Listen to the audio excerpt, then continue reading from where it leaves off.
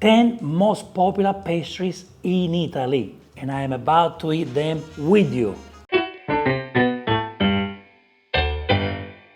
My sugar level will go so high, but I am willing to do this for you. So the next time you go to Italy, or you go to Little Italy, you can try the best Italian pastries. Some of the pastries that you see here, you know them already, but there are some that you never heard of, and I can't wait to introduce you to these pastries. I want to start from the Babà, a Neapolitan pastry that I've been eating for a very long time. Even though it's been wet in rum, I used to love it as a kid, and I still love it now. Maybe that's why I'm crazy. Babà is underrated, in my opinion. Not everybody eats them. There are a few mistakes I've seen from the people that work in pastry shops around the world.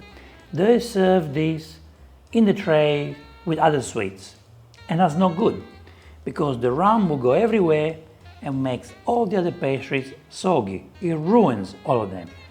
Babà must be served in a tray like this, in a plastic tray, individually, so it doesn't affect all the other pastries. This is a beautiful soft sponge wet in rum. Sounds like heaven, right? If you go to Naples, you must eat this. I believe this is popular all over the world. Look at the rum. Look at the amount of rum that we have in there. Look at that. Oh my God. So moist. The rum is beautiful. So moist, full of flavors. Yes, the rum can make you drunk. So it's a good thing, right? I believe this is the most underrated Italian pastry. That's why I wanted to introduce you to this one first. Babà from Naples. This is Maritozzo, classic Roman sweet bread, put it that way, filled with whipped cream. I grew up this. I was born in Abruzzo, grew up in Abruzzo. In Abruzzo we used to eat this as well growing up. It used to be served as a long loaf.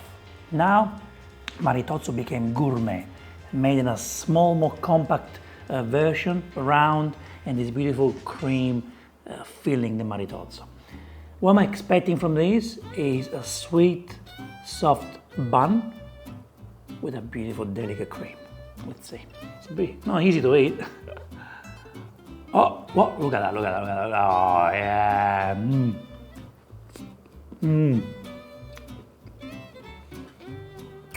The cream is not too sweet, you know? Just enough.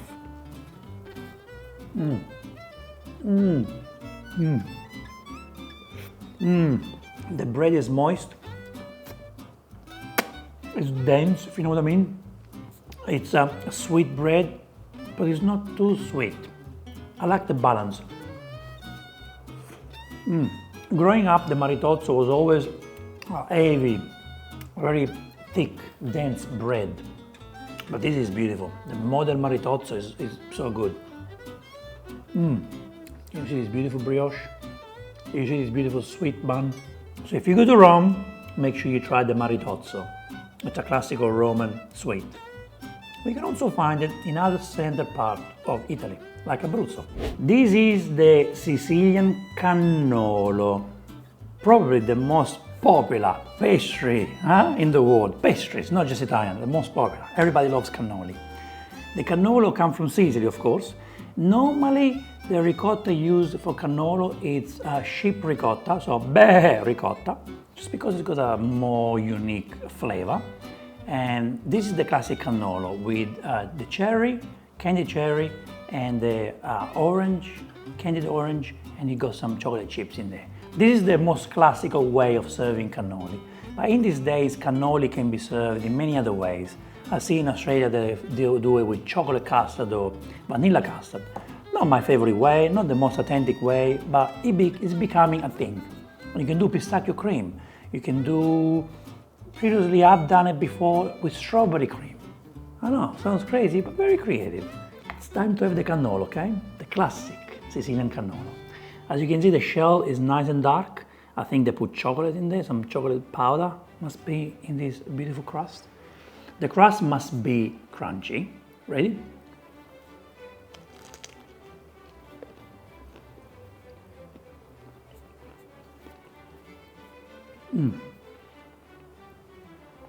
You have this beautiful crunch and this wonderful sheep ricotta. So good. The sheep ricotta is like normal ricotta on steroids, you know? And there's just the right amount of sugar, even though the pastry is not super sweet, if you know what I mean. It's very balanced. Once you eat a cannolo, you know why. One of the most popular pastries around the world. So good. Pasticciotto Leccese, a wonderful pastry from the town of Lecce, south of Puglia. This little beautiful pastry is starting to take over the world.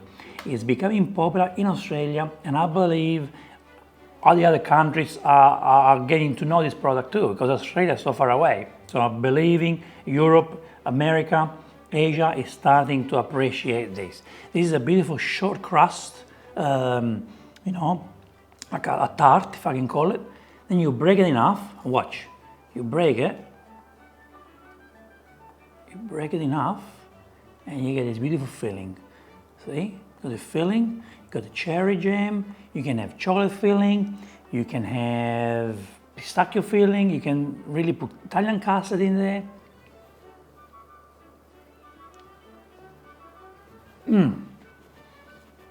The filling is creamy, but it's a dense cream. The sour cherry jam, it leaves a beautiful, distinguished flavor. This is something extremely underrated. Something that tourists, when they go to Italy, they see it and they don't eat it. I think when you come to Italy next, you try this first. Before anything else, Pasticciotto Leccese is a must. This is Cornetto, the Italian croissant. Yes, even though they look similar, they're not the same. Croissant uses more butter, yes, less sugar, but the Cornetto uses the same ingredients as the croissant, but with extra egg. Cornetto and croissants use egg wash, while Cornetto also use the eggs. So it's more of like a brioche when you think about it. I'm going to cut this in half so you can see what it's like in the middle. The croissant is got layers and layers and layers, but this is more like a brioche. So watch, look at this. Look how beautiful it is. Very pretty, right? Now the Italian cornetto, it's a must for breakfast. Cappuccino cornetto, you know, it's something that we love in Italy. But for me, empty cornetto doesn't do the job. I need to fill it up with jam. I need to fill it up with Nutella, pistachio cream, whatever you like. When you eat a cornetto, for some reason, you can tell there's the extra egg in there. You can. Sfogliatelle Napoletane, filled with love. Normally filling is, you know, you got ricotta in there, you got some citrus like orange and lemon. This is beautiful. This is a classic Roman specialty. Probably the most difficult pastry to make out of all of them I'm introducing you today. This is a quite a difficult process to make it. Please, if you're in Naples or the Amalfi Coast, please eat them. They are a must.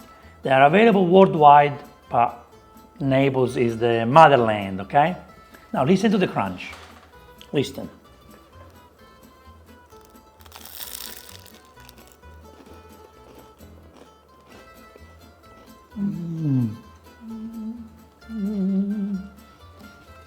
This is the sound of happiness. Look at the filling.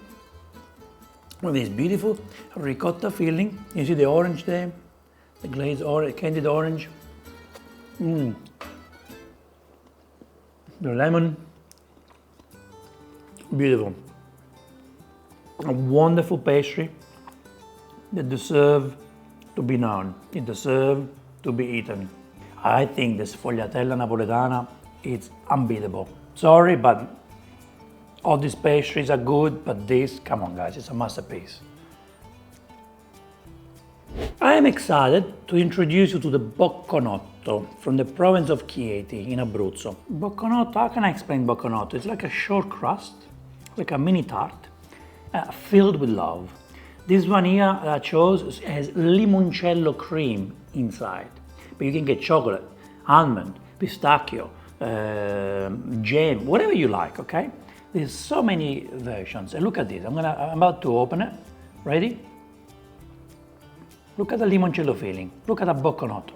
Look at this, guys. You cannot come to Italy and don't try this. You have limoncello cream inside a pastry. Come on. There's nowhere else in the world you can experience this. Look at that. See how creamy it is? This is an artisan product.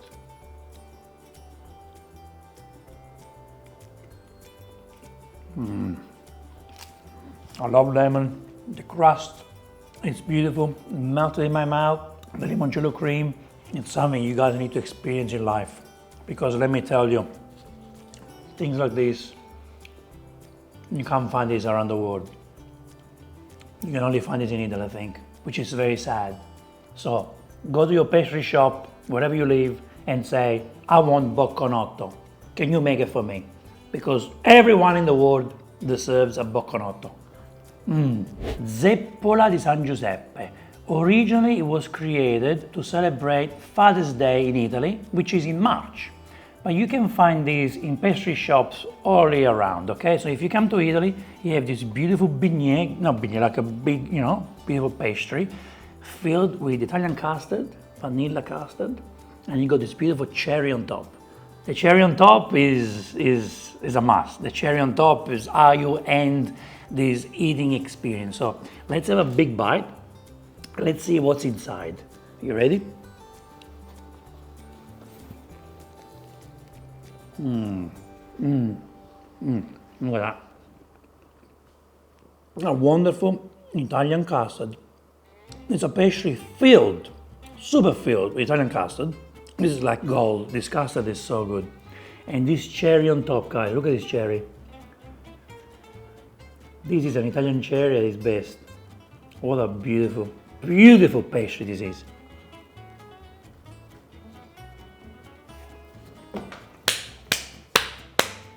I am a dad, and this makes me celebrate Father's Day every single day. It's not easy to find this in Australia where I live.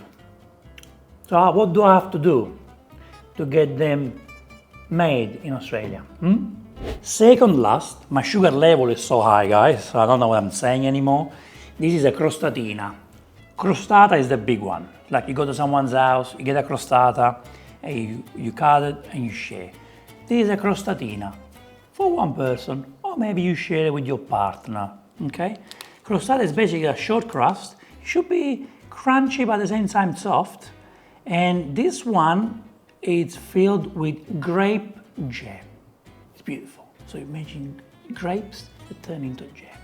You can do Nutella, you can do strawberry jam, whatever jam you like, pistachio. But for me, when I'm in Italy and I can see grapes jam, I get it.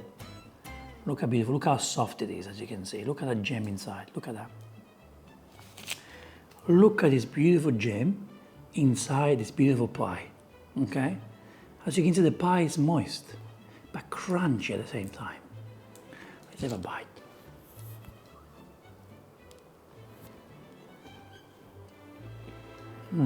Friabile. It's not like floury. It's fun to eat. It's not, which I don't like when it's pastoso, you know pastoso? Not floury. Easy to digest. And this grapes jam, oh guys, please. When you're in Italy, look for grapes jam. It's a life-changing experience. Crostatina. The last one is very interesting. So I was looking for a donut, a bomba alla crema, an Italian donut, which is kind of a krapfen, larger version of a krapfen filled with Italian custard. And it's beautiful, soft, fantastic. But I came across, luckily, a Sicilian pasticceria in Italy where I am. And this is called iris, which is the Sicilian donut. It's like a brioche and it's deep fried. And then it's filled with custard, or you can fill it with chocolate or pistachio or whatever, and you got beautiful sugar on the outside. This is the last one I'm eating because it's the bomb. After this, I am done. So, should I cut it or should I bite it? What do I do? Bite? Okay, let's bite it. Are you ready? This is gonna be messy now, okay? Look at this beautiful custard on top.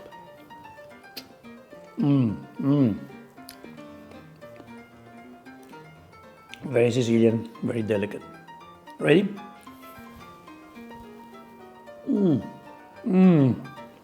Look at that. Look at the sugar on my lips. Look at the feeling.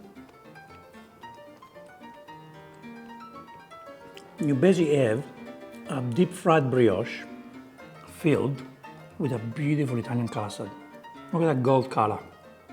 Look how gorgeous this is.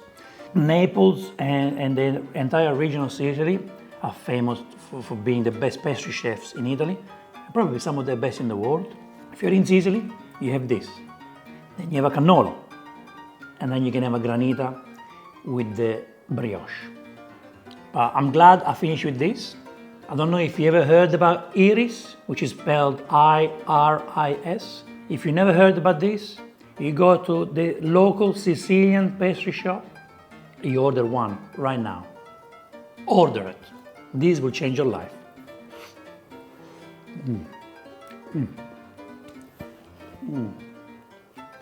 Once you eat this, you will never look at the donut the same way you want. I'm making in love with this. Please, let me know in the comment below, which one did you like the most? Clearly, you can see which one was my favorite. Thank you so much for watching this episode. I will see you on the next Vincenzo's Plate video recipe. E ora si mangia. Sugar. Bye.